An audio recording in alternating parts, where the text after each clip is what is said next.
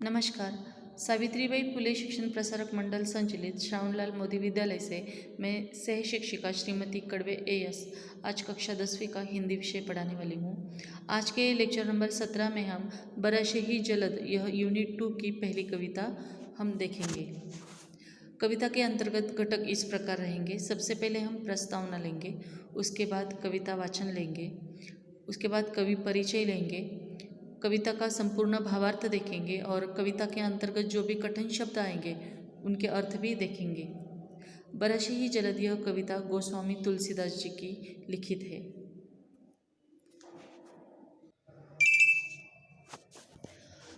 यह काव्यखंड सीताहरण के पश्चात का है। श्री राम और लक्ष्मण जी सीता जी की खोज में वन में भटक रहे हैं। बरसात की ऋतु आ चुकी है पर सीता जी का पता नहीं चल सका है। कवि ने इस काव्यखंड में श्री राम के मन की व्याकुलता का चित्रण इस बरसे ही जलद इस कविता में किया हुआ है। सबसे पहले हम गोस्वामी तुलसीदास जी का परिचय लेंगे। इनका जन्म 1511 में बांदा में हुआ और मृत्यु 1623 में वाराणसी में हुई। गोस्वामी तुलसीदास ने अवधी भाषा में अनेक कालजयी ग्रंथ लिखे हैं। आप प्रसिद्ध संत, कवि, विद्वान और चिंतक थे। गोस्वामी जी संस्कृत के विद्वान थे।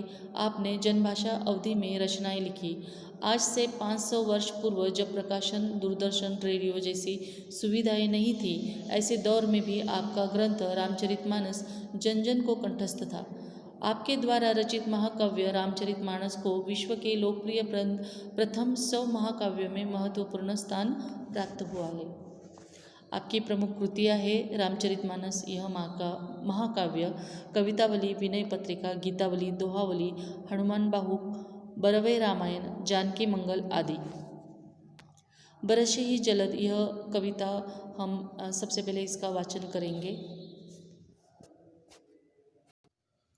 घन घमंड नभ गरजत घोरा, प्रियाहीन डरपत मन मोरा। दामिनी दम करहि घन माही, खल कै प्रीति जथा थिर नाही। बरसे ही जलद भूमि नियराए, जथा नवहि बुध विद्या पाए। बूंद अगाध सहहि गिरि कैसे, खल के बचन संत सह जैसे। क्षुद्र नदी भरी चली तोराई, जस थोरे हु धन खल इतराई। भूमि परत भा डाबर पानी, जनु जीवहि माया लपटानी। समिटी समिटी जल भरही तलावा, जिमि सद्गुण सज्जन पहि आवा।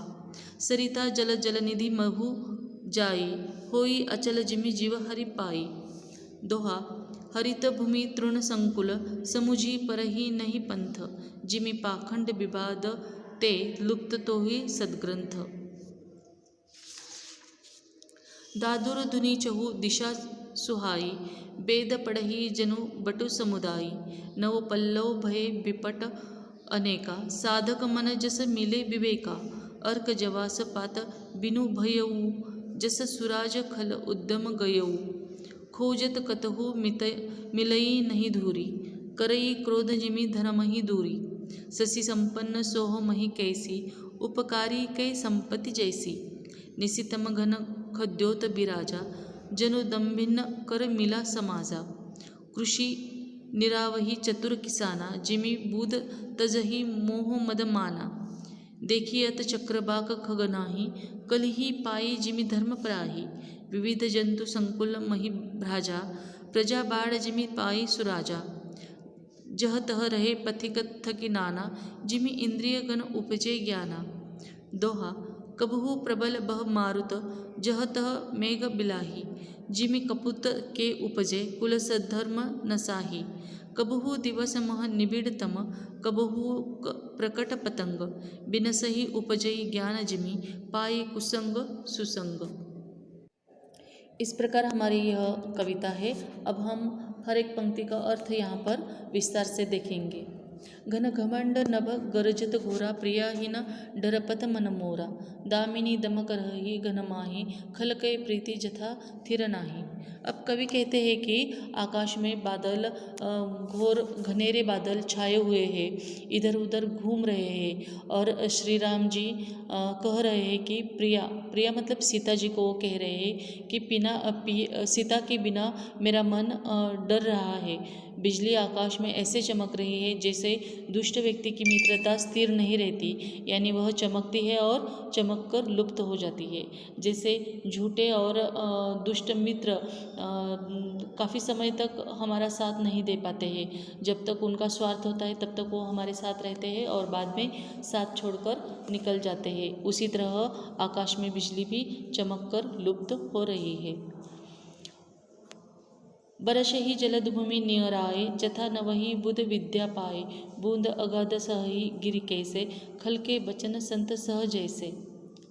अब देखिए, बादल पृथ्वी के नज़दीक आकर बरस रहे हैं। ठीक उसी प्रकार जैसे विद्वान व्यक्ति विद्या प्राप्त कर विनम्र हो जाता है।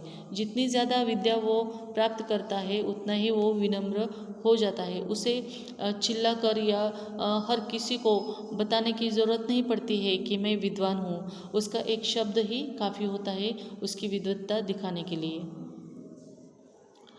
बूंदों की चोट पहाड़ों पर जैसे पड़ रही है, पहाड़ बूंदों के प्रहार को इस प्रकार शांत भाव से सह रहे हैं जैसे संत पुरुष दुष्टों के कटु वचनों को सह लेते हैं। क्षुद्र नदी भरी चली तोराई, जस थोरे हु धन खल इतराई, भूमि परत भा डाबर पानी, जिन जीव ही माया लपटानी। अब देखिए, छोटी छोटी जो नदियाँ होती है उसमें जल भर जाता है बारिश की वजह से। बारिश बहुत तेज़ जब होती है तब इन छोटी नदियों में पानी भर जाता है और वो अपने किनारे तोड़कर पानी इधर उधर फैल जाता है। वैसे ही मामूली जो होते हैं वो धन पाकर, दुष्ट लोग थोड़ा सा धन पाकर ही बहुत ज़्यादा इतराने लगते हैं। उनको बहुत ज़्यादा घमंड आने लगता है। पृथ्वी पर गिरते ही पानी गंदा हो गया है या मानो प्राणी से माया लिपट गई हो। जैसे जितना ज़्यादा धन है, हम लालच जितना करते हैं उतना हमारा मन कलुषित हो जाता है। इसलिए लालच नहीं करना चाहिए और मोह माया से परे रहना चाहिए, दूर रहना चाहिए। समिति समिति जल भरहि तलावा, जिमि सद्गुण सज्जन पहि आवा, सरिता जल जलनिधि महु जाई, होई अचल जिमि जीव हरि पाई। इसका मतलब है वर्षा का पानी एकत्र होकर तालाबों में भर जाता है। तालाब में पानी भरता रहता है। जैसे एक एक कर सद्गुण सज्जन व्यक्ति के पास चले आते हैं। नदी का पानी समुद्र में जाकर मिल जाता है और स्थिर हो जाता है। उसी प्रकार जीव, मतलब ये जो जीव सृष्टि है, इसके जो जीव है वो भी ईश्वर में जाकर अचल हो जाते हैं। हरित भूमि तृण संकुल, समुझी परहि नहीं पंथ, जिमि पाखंड विवाद ते लुप्त तो हो ही सदग्रंथ। अब देखिए, पृथ्वी घास से परिपूर्ण हो जाती है। सब तरफ हमें बारिश के दिनों में दिखाई देता है कि सब तरफ हरियाली होती है। और जो छोटी छोटी पगडंडियाँ होती है, पगडंडी मतलब छोटे छोटे रास्ते होते हैं, वो इस हरियाली से लुप्त हो जाते हैं। यह दृश्य कवि को ऐसा लगता है जैसे पाखंडी के पाखंड भरे मत के प्रचार से सदग्रंथ लुप्त हो जाते हैं। दादुर दुनी चहु दिशा सुहाई, वेद पढ़ही जनु बटु समुदायी, नव पल्लव भय बिटप अनेका, साधक मन जस मिले विवेका। कवि कहते हैं कि वर्षा काल में चारों दिशाओं में मेंढकों की ही ध्वनि हमें सुनाई देती है। सब तरफ मेंढक आवाज़ें निकाल निकाल के जोर जोर से शोर करते रहते हैं, मानो विद्यार्थियों का समूह वेद पाठ कर रहा हो, ऐसे कवि को लगता है।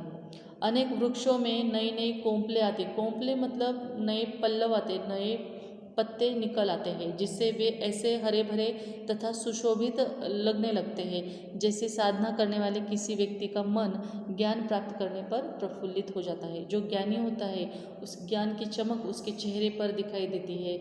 उसी प्रकार ये वृक्ष लगते हैं।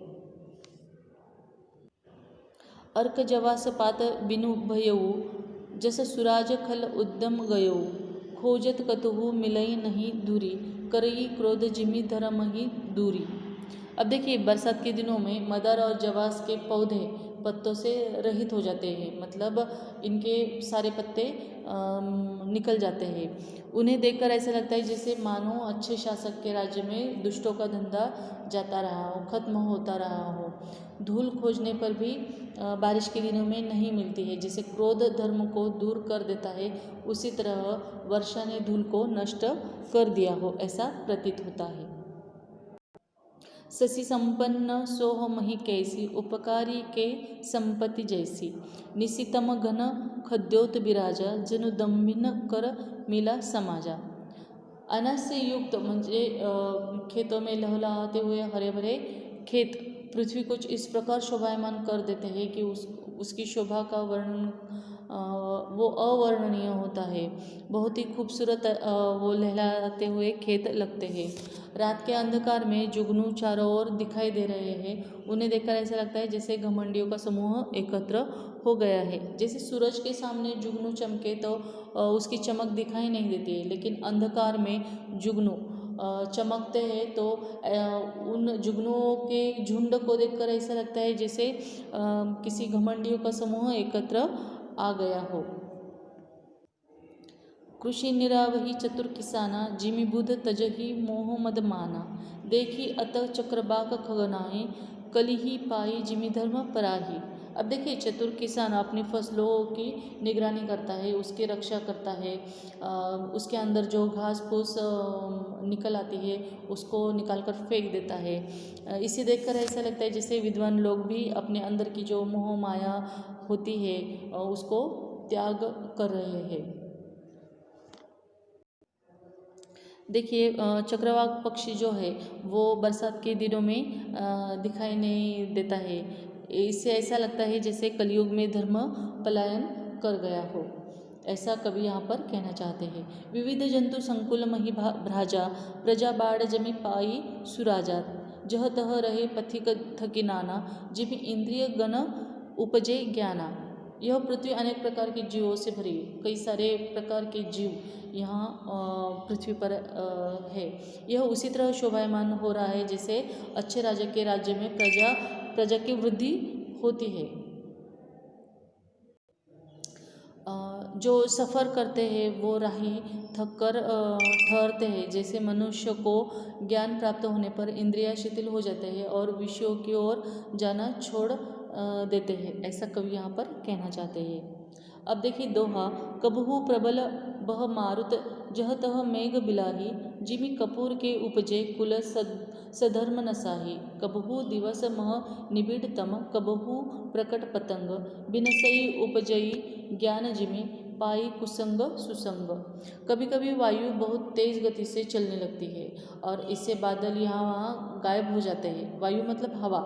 तेज़ हवा से बादल छट जाते हैं या फिर यहाँ वहाँ घूमते हुए दिखाई देते हैं। यह दृश्य उसी प्रकार लगता है जैसे परिवार के कुपुत्र के उत्पन्न होने से कुल की जो श्रेष्ठता है वो नष्ट हो जाती है। कभी बादलों के कारण, जैसे कबहू दिवस मह निबिड़ तम, कबहू प्रकट पतंग। बिनसई उपजई ज्ञान जिमि, पाई कुसंग सुसंग। इसका मतलब है कि कभी बादलों के कारण दिन में घोर अंधकार छा जाता है। सब तरफ काले बादल जब दिन में भी छा जाते हैं तो सब तरफ अंधकार हो जाता है।